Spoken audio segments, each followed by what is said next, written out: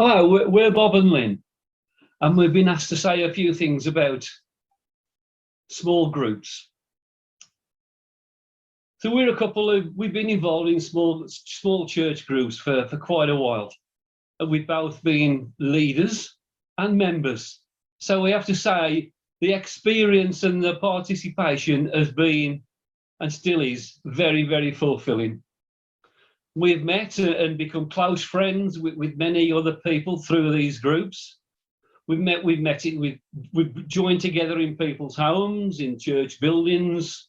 It doesn't really make any difference. Participating in these groups has helped us to grow as Christians. And these small groups have varied from as few as 2 or 3 up to 10 or 12. But you would find very quickly, once you join these groups, that you are loved. You are also taught and you're also valued. So we think that being an active member of a small group is important. It's as important, we found, as going to church on a Sunday morning, and it's quite different. You can ask questions that in larger meetings you wouldn't feel able to do. And one of the nicest things that you can do in a small group is you can open up. You can be yourself. You can share stuff. Not just you, you'll find other people sharing stuff as well. So there's things that you can't do on a Sunday, and it's kept within the group. So I'm going to hand over to Lynn now, and she's going to tell why she's loved going to her midweek meetings over the years. I'll start with saying that the Bible study you get in these small groups is deeper. You are able to ask questions, particularly those silly questions that you wouldn't necessarily be comfortable asking in bigger groups, but you develop the relationship within these small groups, these life groups, house groups, whatever they're called, that you can ask these ridiculous questions that, sound stupid. And apart from the social aspects of these groups, which can be fun, you can do a lot of things on the social aspect of going out for meals or picnics or walks or rambles. But the deepening of the relationships within those groups can be quite spectacular. And you meet with people in these groups that you wouldn't necessarily become close to, because the age range and the level of salvation, people who've only been saved a week, people who've been saved for many years, you meet and develop relationships with the people you wouldn't naturally be friendly with, people you wouldn't have that relationship to. So it forms within the church fellowship relationships through all of the age ranges and all of the social groups and the different jobs and that.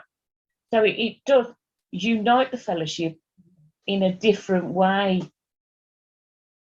The other thing with these groups is they're no different from church, because God can still speak in these groups.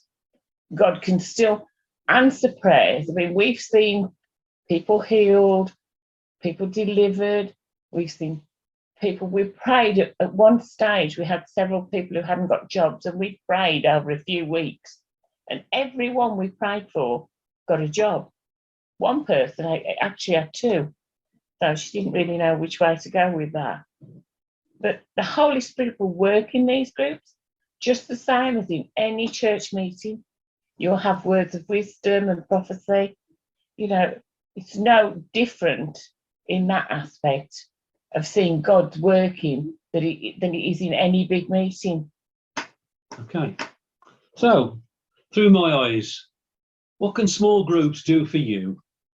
So without any doubt, if you can commit regularly to attending your group, you'll grow, and also you'll be encouraged to grow.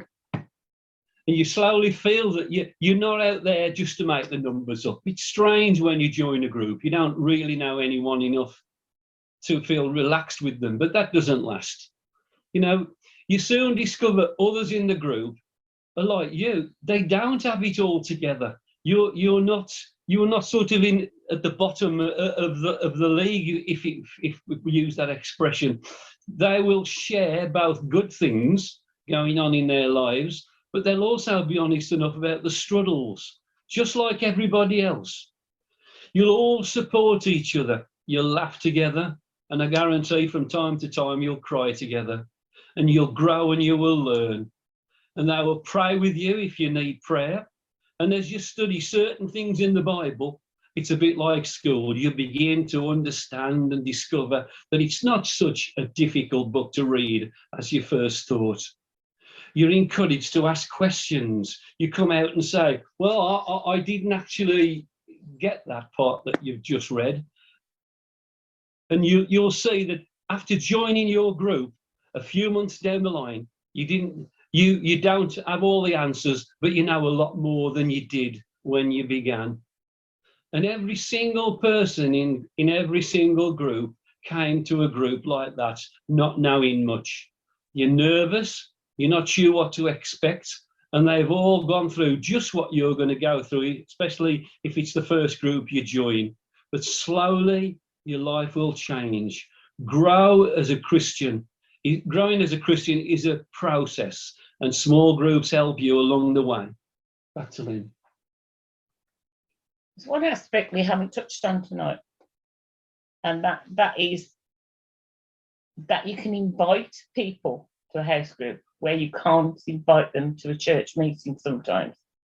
So as an evangelistic tool of getting to know your neighbours or other people, to invite them into a non-threatening home group, life group, whatever, is much easier than saying come to church. So I think we don't always value the fact that they are a really good way of introducing somebody to a non-threatening idea of church. So I think that's about it, isn't it? Yeah. Yeah. All we can say individually and as a couple, if you're invited to join an house group, go. See what it's like. What have you got to lose? But don't go if you're on a diet, because if you actually meet face to face, there'll be biscuits or cakes or something, and not good if you're on a diet. But joking aside, it'll be a really good social get together, a social experience, and it's something that we've enjoyed for a long time, and we would have never changed that. Yeah, give it a go and see what happens.